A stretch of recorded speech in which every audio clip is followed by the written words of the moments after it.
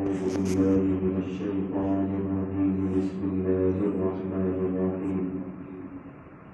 وذر الذين اتخذوا دينهم لعبا ولهوا وغرتهم الحياة الدنيا وذكر به أن تبسل نفس بما كسبت ليس لها من دون الله ولي ولا شفيع. اور ضرور بچو ان لوگوں سے جنہوں نے دین کو لہو و لعب بنا لیا اور دنیاوی زندگی نے ان کو دھوکے میں ڈال دیا، اور قرآن کے ذریعے ایسے لوگوں کو نصیحت کرو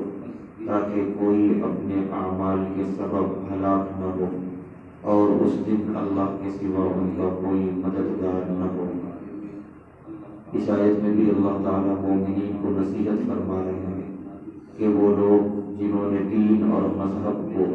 ایک لہو و لعب بنا لیا ہے، ایک مذاق بنا لیا ہے، ایسے لوگوں سے دوری اختیار کرو۔ جن لوگوں کو دنیاوی زندگی نے دھوکے میں ڈال دیا اور آخرت کا ان کے پاس کوئی تصور ہی نہیں ہے، ایسے لوگوں سے دوری اختیار کرو، یعنی ان کے ساتھ وقت گزارنا، ان کو اپنا قریبی دوست بنانا، یہ دراصل اپنے آپ کو انہی جیسا بنانا ہے۔ تو لہذا پرہیز کرو، اور اگر ہو سکے تو وذکر بھی، اس قرآن کے ذریعے انہیں نصیحت کرو، اگر ہو سکے تو ان تبصر نفس بما کسبت، کہ کل میدان آخرت میں ہر نفس اپنے کیے ہوئے اعمال کی وجہ سے ہلاکت کی طرف جانے والا ہے۔ اگر اس نے اعمال پورے کیے ہوں گے تو